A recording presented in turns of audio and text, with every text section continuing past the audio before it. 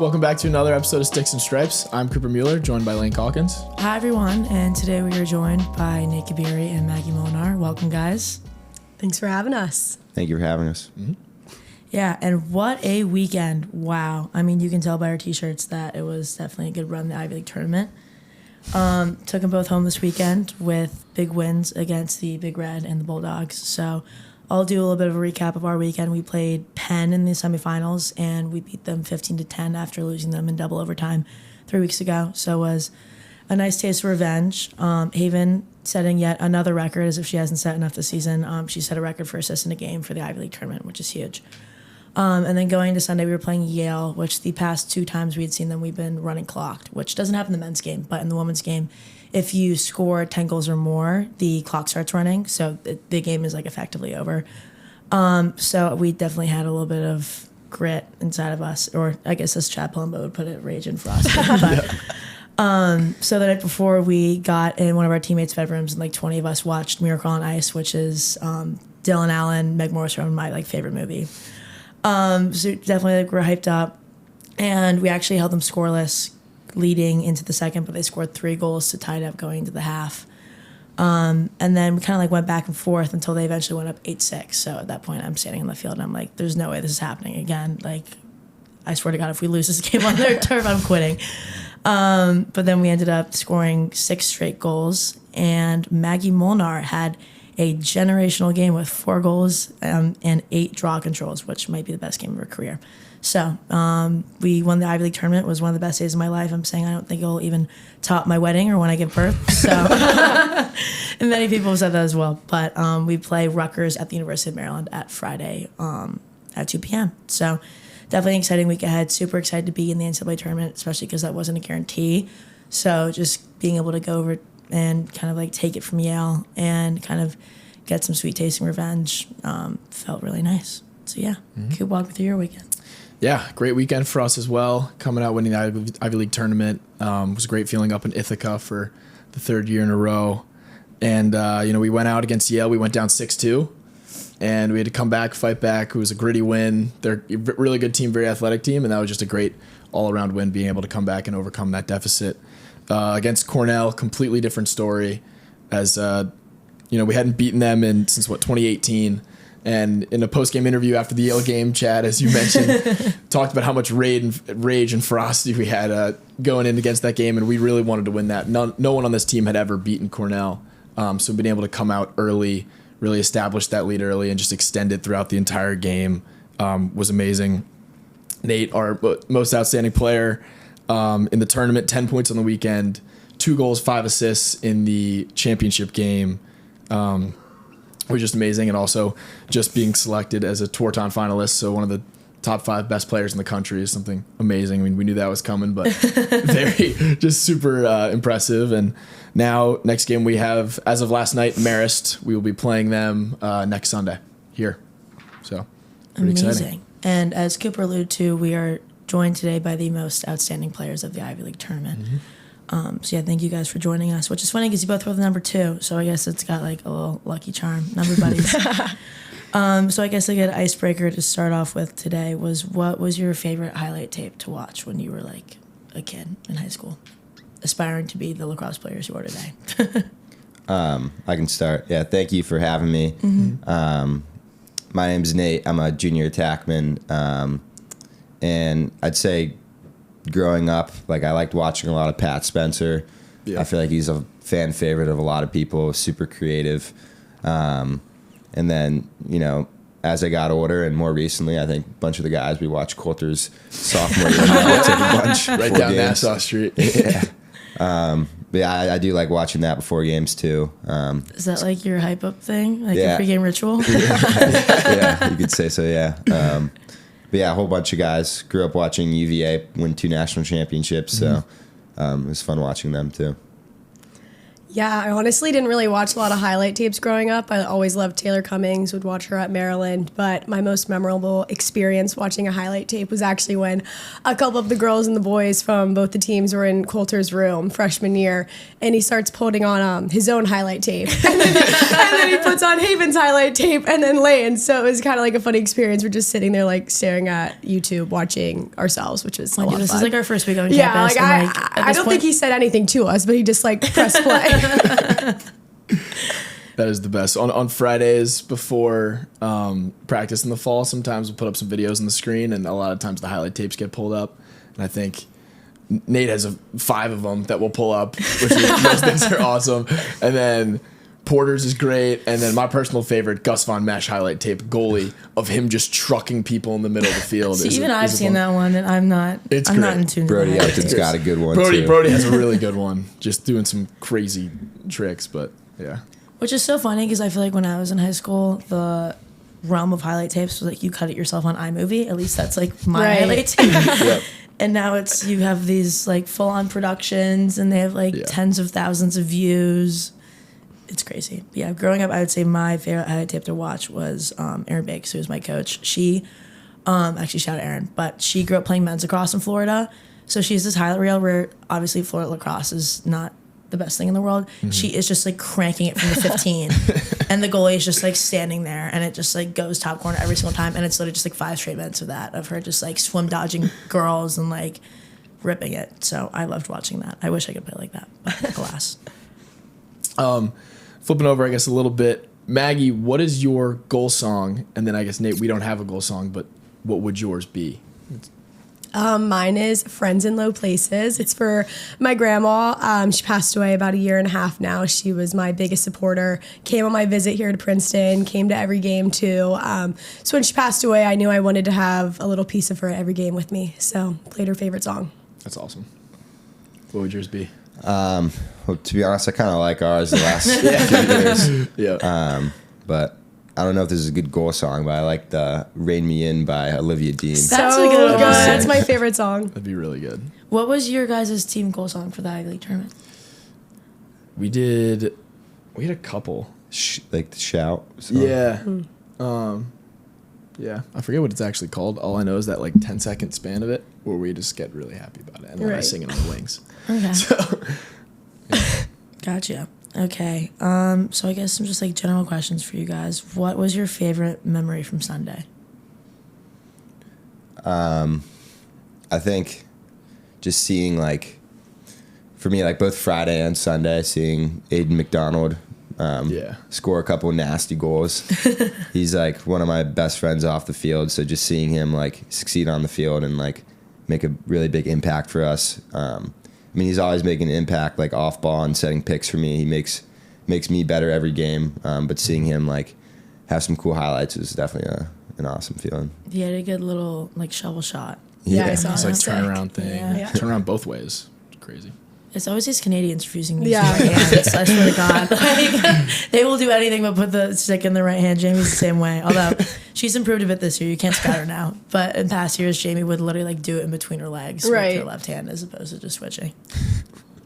I think my favorite memory was when the clock hit 0 and our entire team and sideline just like stormed the field. It was definitely a nice taste of revenge doing it on their field since they did the same thing to us last year. So it was pretty awesome. Maggie, did you cry? Because I cried. I like tried to cry, but I think I was so dehydrated that like I couldn't have a tear, but like the thought was there for sure. Yeah. To preface the end of our game, Yale got 4 cards in the span of like 1 minute. So at this point, like we were already up by 4, so we were pretty like destined to win. And they just kept going off sides because I think they were trying to run this like man up play where you get the ball back or like man down play. And it literally was just like the longest 2 minutes of our lives because at this Right. point there was like a minute left on the clock and then they like reset the shot clock and it just like we had to keep waiting because they kept putting people in the box. So we're all sitting there for like 5 minutes being like, can we just like run down? Like, can you just call the game? But in the game, they literally had 4 people in the box and we're all just sitting there. I think that was my second favorite memory from this weekend. And whenever a girl gets a card, the freshmen actually started at the beginning of the season. what's the chant they do from the sideline? Goodbye, Goodbye, goodbye, goodbye, goodbye. They all sat there on the sideline. They like wave as people go off the field.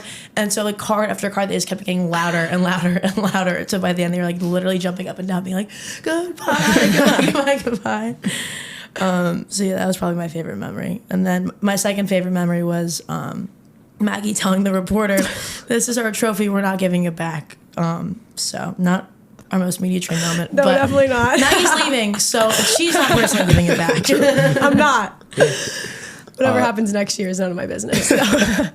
My favorite memory is probably being able to get some of the guys that don't normally get in the game in the Ivy League championship. I think that's something that throughout the season you always want to be helping the guys that are working so hard in the scout team for us every day. Being able to watch them go out and show what they can do is something that's really fun, and being able to do that in the Ivy League championship is something that's very special. So being able to see them go out and play was awesome. Yeah, it was a great weekend. Yeah. Also, new question. So there's been a recent development of hacky sack around the entire country. You can't really buy hacky sack anywhere anymore. They're sold out everywhere. I got 3 on the way right now. I think they're coming from China. I don't know when they're going to get in here. They're probably going to get here in the summer when I'm gone. You buy them on Temu? I bought them on some sort of Shopify app. I think I got them on TikTok, if I'm being honest. There's even an Inside Sack now. Inside Sack. We have Inside Sack. We have Tiger Sack, our Sack account. Who runs that? I believe Chad runs that. Okay. Does he take those videos with meta glasses? No, we kind of hold the phone right here.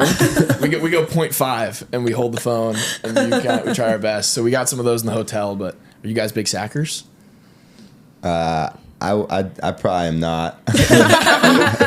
I've definitely tried it. I don't know if I'm that good at it. So it's fun. It's fun to watch. We'll see all those videos. Yep. No, I'm a big sacker.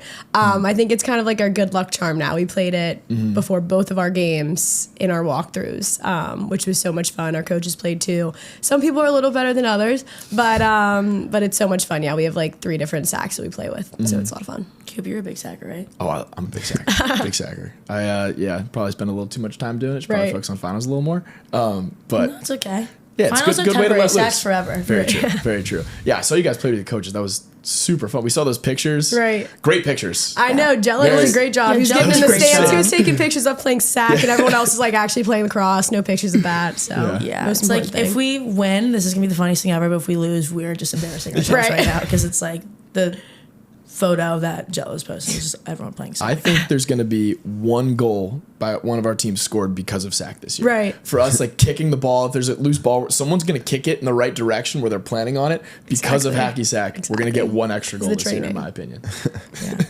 See, like I've tried to get into sack, but my mentality is like I need to feel as athletic as possible in these next 2 weeks, and hacky sack is just like not helping me with that. I don't have foot skills. My high school soccer coach once said I was the least athletic person he's ever seen. what a compliment. Yeah, good, shout out interesting King. But so yeah, I'm just trying to stay athletic and confident during this postseason, and hacky sack unfortunately is not going to help me with that, but that's okay. That's funny. Okay, I think also something that we can talk about that's pretty relevant is the differences in celebrations for the women's selection show versus the men's selection show. I think for our selection show, we almost knocked over the chairs in the men's football team room. Right. Mind you, we knew we were getting in. We won the Ivy League, like, we get an AQ. And you guys are sitting there as the number 1 seed, just like golf clapping. Yep. Did you guys plan that?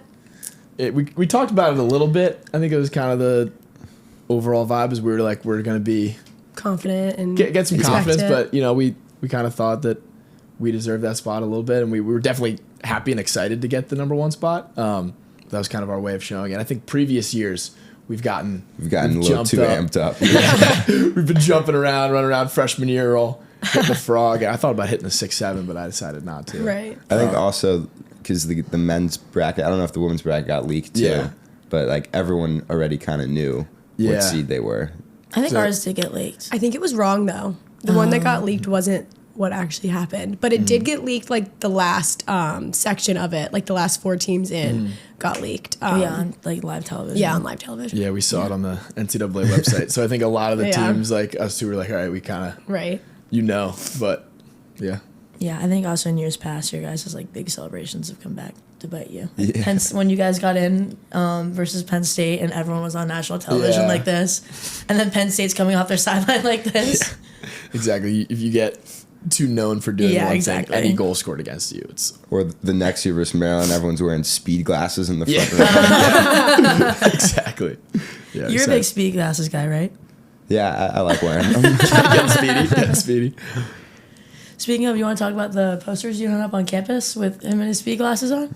Oh yeah. Yes, USG. We have a little bit of a history of some pranks coming from Nate and I. Sophomore year, my roommate Tucker Wade and I bought a Christmas tree for the dorms. I don't think we were allowed to put an actual Christmas tree, but we bought a 7-foot tall Christmas tree, and we put all ornaments on it and hung up decorations. And then one day we get home from practice and it's gone. And we were pissed. Our door was taped, so we were like thinking maybe facilities took it. There were some people down the hall who we thought maybe didn't like the light from it, so we were pissed.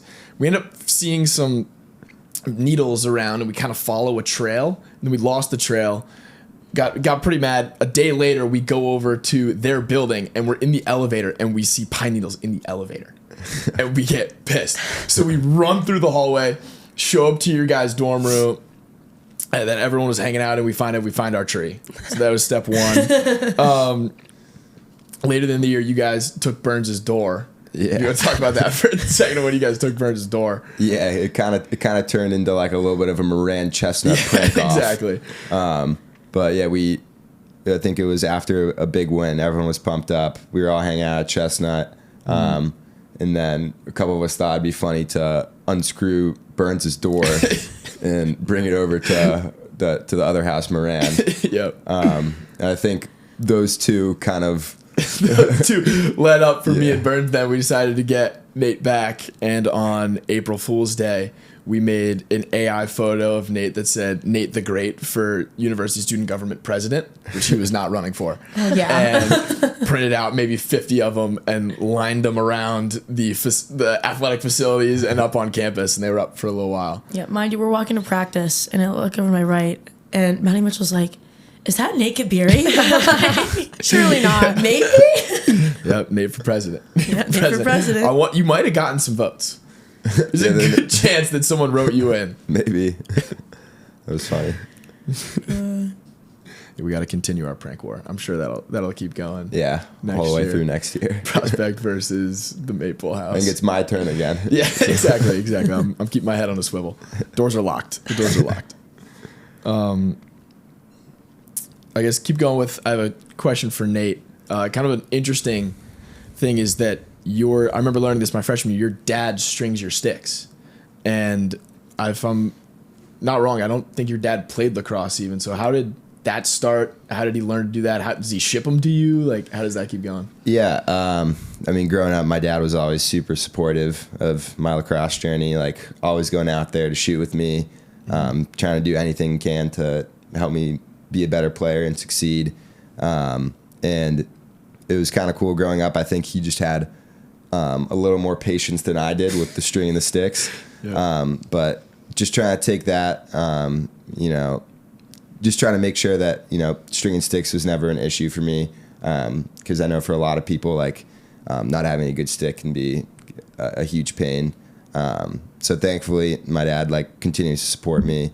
And to this day, he still strings my sticks because, I mean, I've been using it for so long. It's been working great. Yeah. So hopefully keep having him string my sticks through the end of my college Have you used the career. same pattern for a while? Yeah, up through high school, I had to switch from ECD to Nike head, but that was just a minor tweak to the pattern. But And you could always tell who Nate's dad is in the stands because your golden retriever comes to every single game. Yes. It's the cutest dog in the world. We brought him into our photos for when all the juniors came up after the Ivy League championship. We brought Yeti into the photos. He's laying down so there. he tried to run in there. He always just runs free in the stands, no leash. He's the best. Yeti. Okay. I think just to pivot a little bit, more on the Maggie side of things. Maggie, you're a big activities girl. I love activities. Big activities girl. Maggie gets like hyperfixated on one activity for 3 months and then will abandon it and like never Yeah, a touch it again. hobbyist. For example, coloring books last year was a big thing. She had all these That was coloring my good books. thing. She had like 1,000 markers in our room.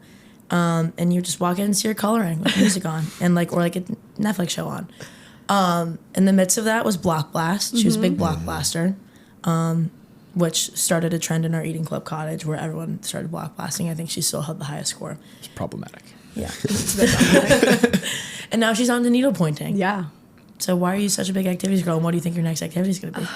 I mean, I'm just a hobbyist. It's just how I was born. I think I have a bit of ADHD. Like, I always have to be doing something, or else I'm just going to be scrolling on TikTok, which probably isn't the best thing for me. I don't know. I really like needle pointing. I think that's, like, going to last me a bit. But I think getting an embroidery machine is next. I've been seeing that everywhere. You've been talking about this for, like, I know, 3 months. but, like, I think I would really like it. I think I would like it. Like, my post-grad era is definitely going to include more crafts. Mind you, I think probably an hour before the best game of Maggie's career on Sunday, she was needle pointing in the locker room. Yeah. Not watching film, just needle She's pointing. just sitting there needle pointing. You know, you still had the best game of your career. So Thank you. That's funny. Got to stay loose. Don't Yeah, wanna, you gotta stay don't want loose. to focus on it too hard. Yeah. So another question for Nate.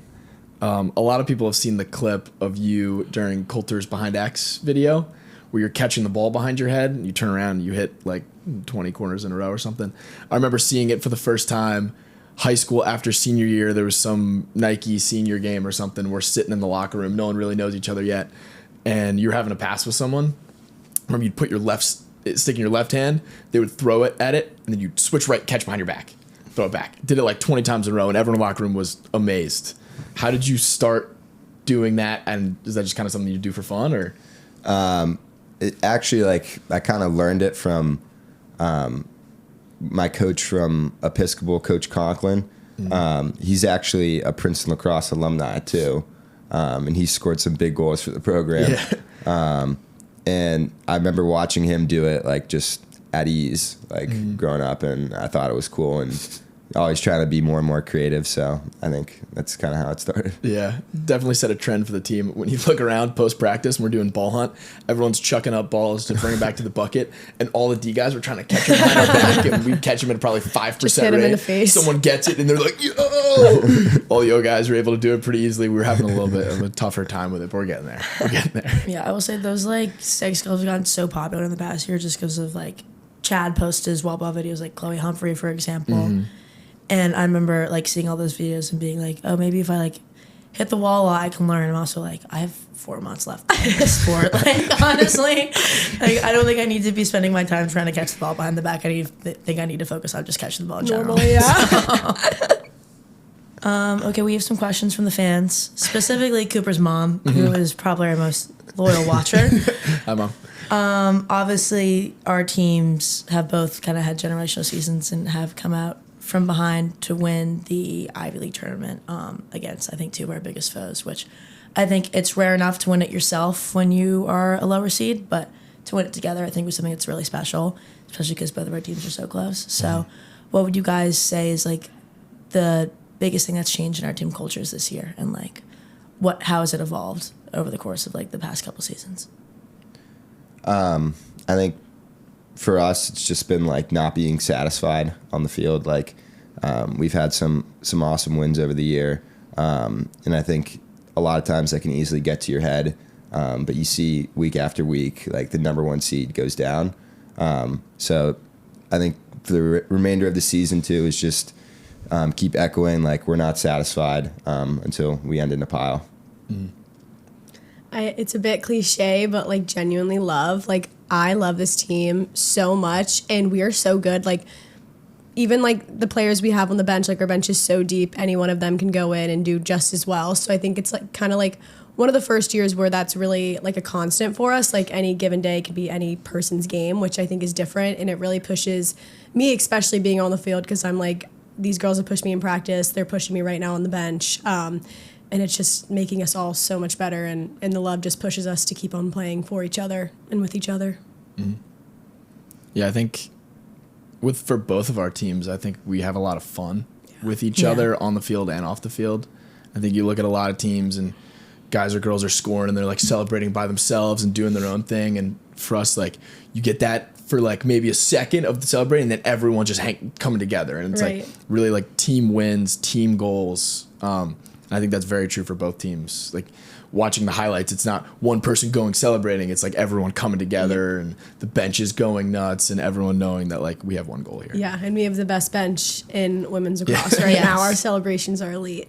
Yeah, and I think that's in part because this place really keeps you humble. Like, I think there's so many people on, like, both of our teams that could just kind of, like, take it and run with it, but just because we go to a place that, like, inherently it humbles you on the lacrosse field, it humbles you in the classroom, it humbles you socially. Like, we don't go to, like, a big state school where, like, all the best athletes are making tens of thousands of dollars and, like, it's a money game and it's, like, about fame and things like that. It's, like, you go to Princeton, and you go to Princeton because of the academics and because of the people, and I think it keeps a lot of people kind of like where their feet are. Like Haven and Jamie are two of the best attackers in the country, and like they break records literally every other game, and you wouldn't It's be just able to tell. typical. Just another Tuesday. Yeah, Haven breaks like an assist record in the Ivy League tournament. She's sitting there just like smiling. Yeah, she's like, oh, really? She's like, oh, I didn't know. Like, and Jamie will hit like 5 BTB goals in a Right. game, and then like Mara Watson will score a game in like the fourth, and she is freaking out, like Right. just as equally, or like if not more. So, and I think like same thing goes for you guys. Like Nate, you are the most nonchalant person probably on the men's lacrosse team, aside from my brother. But and you're a Tourton finalist. Like you're one of the best Right. 5 players in That's the insane. country. So, and I think like same goes for like all the other guys in your team. So I think just the amount of humbleness on both teams and like as a whole, I think is really what makes it special, because like it means everyone can have a day, and I think that shows from Maggie being the most outstanding player and literally having a generational career game on Sunday, as I've mentioned, but I'm going to continue to hype her up. Yep, and I think we have one other question. I'm going to see who this one's from. This was from Harris Hook online. What are your guys' weapons of choice? What sticks are you rocking?